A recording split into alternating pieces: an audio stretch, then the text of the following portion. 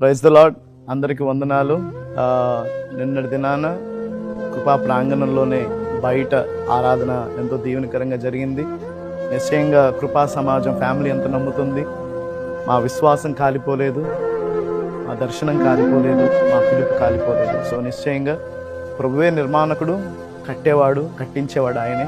So ఈ video ద్వారా ఒక ముఖ్య గమనిక మీకు తెలియజేయడానికి ఇష్టపడుతున్నాను. ఈ సోషల్ మీడియాలో అనేక వదంతులు, చాలా విషయాలు జరుగుతున్నాయని చాలామంది పెద్ద పెద్ద దైవ సేవకులు నోటీస్ చేయటం జరిగింది. సో దాన్ని బట్టి ఒక చిన్న ఇన్ఫర్మేషన్ మీకు చెప్పడానికి ఇష్టపడుతున్నాను.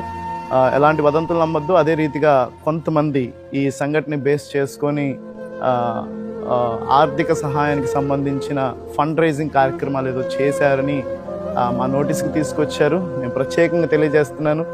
ఈ కృపా ప్రాంగణాన్ని నిర్మించినప్పుడు దైవ సేవకులు నాన్నగారు బేత్ వివేక్ గారు ఎలాంటి క్యూఆర్ కోడ్లు కానీ ఫండ్ రైజింగ్ కానీ జరగలేదు. విశ్వాసంతో వచ్చిన బిడ్డల ద్వారా ఈ కార్యం జరిగింది. సో మేము కానీ ఇతర ఎవరు కానీ ఈ అమౌంట్ గురించి క్యూఆర్ కోడ్లు కానీ స్కానర్స్ కానీ పెడితే దయచేసి అవేవి నమ్మొద్దు.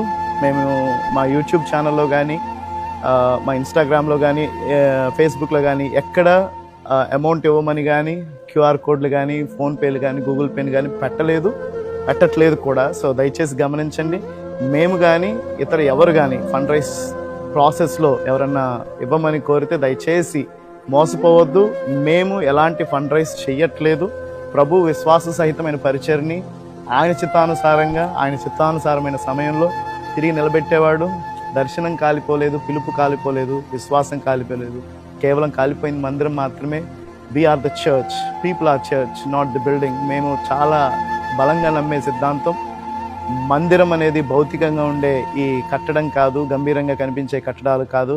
విశ్వాసులే మనమే ఆయన మందిరాలం. మనందరం కలిసి సర్వశక్తి కలిగిన యేసయ్యను ఆరాధించడం కన్నా గొప్ప భాగ్యం మరొకటి లేదు. సో నిన్నటి దినాన మీలో కొంతమంది వాట్సాప్ ద్వారా, ఫేస్బుక్ ద్వారా, ఫోన్ కాల్స్ ద్వారా చాలామంది దైవ సేవకులు తెలియజేశారు. ఎంతో దీవించబడ్డాం ఆరాధన ద్వారా అని. మేము కూడా ఎంతగానో మునుపటి కంటే అధికమైన శక్తితో ఆరాధించగలిగిన కృప ప్రభు మాకు అనుగ్రహించారు. ఆంధ్ర రాష్ట్రం, ఇతర రాష్ట్రాల నుంచి అనేక మంది కాల్ చేసి మీరు చేసిన ప్రార్థనలు, మీరు ఇచ్చిన ప్రోత్సాహం ఎంతో గంభీరంగా, బలంగా, అత్యున్నతమైన కృపను పొందుకోవడానికి కారణమైంది. సో దయచేసి మా తరపున ఎవరు ఫండ్ రైజ్ చేసినా దయచేసి దాన్ని నమ్మొద్దు. మేము అలాంటి ఫండ్ రైజర్స్ని ఎప్పుడు ఎంకరేజ్ చేయలేదు, ఇప్పుడు కూడా చేయట్లేదు. దేవుడు మిమ్మల్ని దీవించును గాక.